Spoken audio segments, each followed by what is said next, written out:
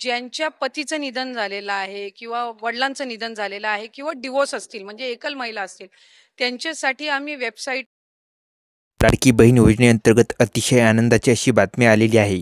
लाडकी बहीण योजनेची के-वाय-सी करताना ज्यांना पती नाही आहे, ज्यांना वडील नाही आहे, त्यांनी के-वाय-सी कशी करायची भरपूर जण विचार करत होते. भरपूर जणांचे कमेंटसुद्धा येत होते. मी त्यामध्ये सुद्धा सांगितलं होतं की के-वाय-सी त्यांची करू नका, थोडे दिवस थांबा. सरकारकडून अधिकृत माहिती आल्यानंतर तुम्हाला सांगण्यात येईल. तर आता अधिकृत माहिती आलेली आहे. भरपूर जणांना सांगूनसुद्धा कुठल्यातरी पेपरमधलं त्यांनी पाहिलं आणि के-वाय-सी केलेली आहे. नातेवाईकाचे आधार कार्ड वगैरे जोडले तर आता त्यांचं काय होईल सांगता येत नाही. पण ज्यांनी अजूनपर्यंत के-वाय-सी केली नाही त्यांच्यासाठी आनंदाची बातमी. ज्यांना पती नाही आहे, ज्यांना वडील नाही आहे, त्यांना आता वेबसाईटवरती नवीन ऑप्शन जो आहे तो आता ॲड करण्यात येणार आहे. वेबसाईटमध्ये बदल होणार आहे. वेबसाईटमध्ये काय बदल होणार आहे ते सांगतो.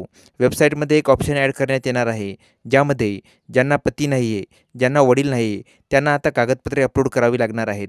जसं की ज्यामध्ये मृत्यू प्रमाणपत्र असेल किंवा घटस्फोट प्रमाणपत्र असेल तर घटस्फोट प्रमाणपत्रसुद्धा तुम्हाला अपलोड करावे लागणार आहे. आणि त्यानंतरच त्यांना पती नाही आहे, ज्यांना वडील नाही आहे, त्या लाडक्या बहिणींची के-वाय-सी पूर्ण होणार. तर लक्षात ठेवा, याची माहिती अधिकृत आहे. आपल्या मंत्री आदिती तटकरे यांनी ही सर्व माहिती दिलेली आहे. आता अजून एक अपडेट यामध्ये आहे की के-वाय-सीसाठी आता मुदतवाढसुद्धा मिळणार आहे. या संदर्भातली सुद्धा अपडेट ही आलेली आहे. आता आदिती तटकरे मॅडमनी नक्की काय सांगितलेलं आहे ते आता पहा आणि लक्षात ठेवा. वेबसाईटवरती जेव्हा ऑप्शन येईल तर त्यावरती आपण लगेच व्हिडिओ बनवला जाईल. त्यासाठी अगोदर आपल्या चॅनलला लाईक, शेअर आणि सबस्क्राईब करायला विसरू नका.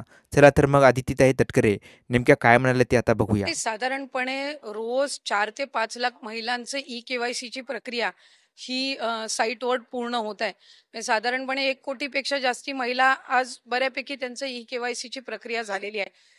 ज्यांच्या पतीचं निधन झालेलं आहे किंवा वडिलांचं निधन झालेलं आहे किंवा डिवोर्स असतील म्हणजे एकल महिला असतील त्यांच्यासाठी आम्ही वेबसाईटवर एक ऑप्शनच्या संदर्भातलं एक वर्किंग करत आहोत की त्यांच्या पतीचं किंवा वडिलांचं जर निधन झालं असेल तर त्यांचं डेथ सर्टिफिकेट किंवा डिवोर्स झाला असेल तर ते डिवोर्सचे पेपर्स अपलोड करण्याच्या दृष्टिकोनातून हे आम्ही तिथं ऑप्शन्स तयार करत आहोत.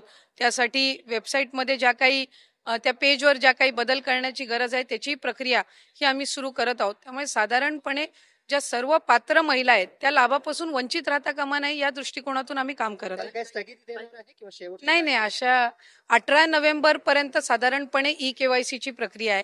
त्याच्यामध्ये पण जो मधल्या कालावधीमध्ये पाऊस झाला किंवा मराठवाडा आणि पश्चिम महाराष्ट्र, काही कोकणाच्या परिसरामध्ये, उत्तर महाराष्ट्रामध्ये जी अतिवृष्टी झाली या संबंध परिस्थितीमध्ये कायकांचे कागदपत्र त्यांना गमवावे लागले म्हणजे त्या पुराच्या परिस्थितीमध्ये.